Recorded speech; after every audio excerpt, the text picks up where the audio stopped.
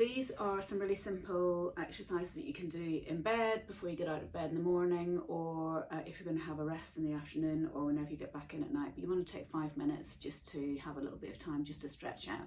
Obviously only go as far as is comfortable. If you find an area feels a little bit stiffer and you want to stay longer, then just pause the video and just do maybe 5 to 10 more repetitions. But everything should feel comfortable, and whenever you sit up you should think, oh, my body feels a bit better.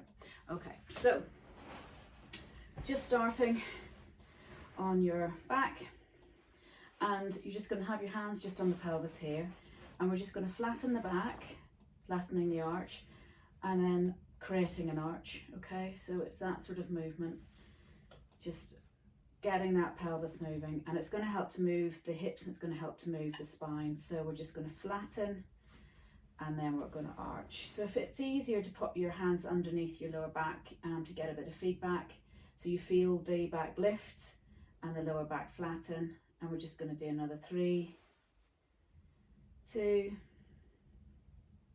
and 1.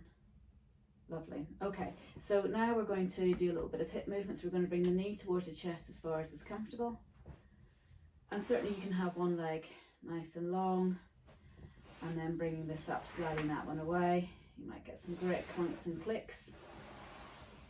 And if you can't reach your knee, you can certainly throw a band behind the back of the thigh. Just be careful of the back of the knee, a dog lead or a belt, and you're just going to pull up, and you might find that you don't get quite as much movement as this, but a little bit of movement as long as it's comfortable, and you'll probably find that the hip will start to feel a little bit more easy as you work through it. Okay, so we're going to have both feet together, and we're going to open the knees out and bring the knees back together. So we're going to open the knees out, and that's going to get these hips moving, so it's going to get the ball working within the socket. So we're going to do another 5, 4, 3, 2, and 1.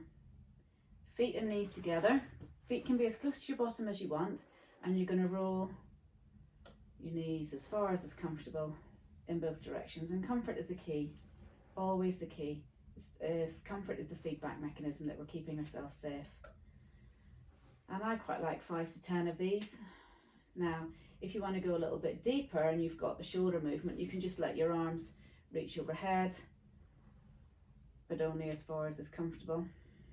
And you find that you get a bit more of a stretch from here all the way down. And again, it should feel really good. Okay, we'll bring the arms all the way back, and then we're just going to push down through the feet and try and lift the bottom off the bed and back down. And this is a really functional exercise because we need to be able to lift our bottoms off the bed to be able to move on a bed, especially whenever we get to a certain age where it's a little bit harder to get ourselves moving. So a really, really strong bottom and back is going to stand us in good stead. You could do 5 of these.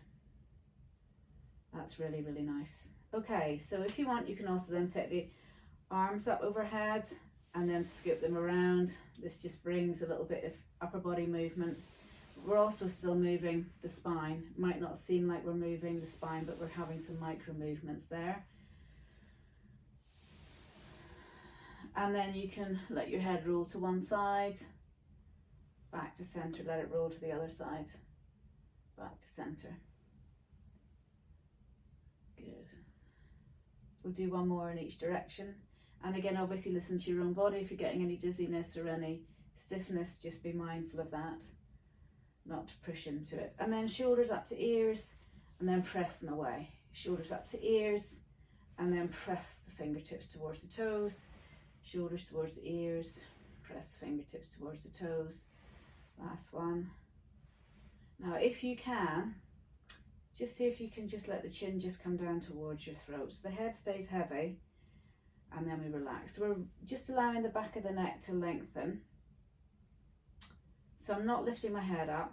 If this is too much, then don't do it. But it's a really nice one for just helping our neck posture before we get up. And it just lengthens these back muscles.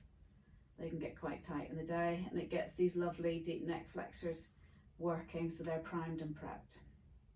And whenever you're ready, you can come up into sitting again, and we are done.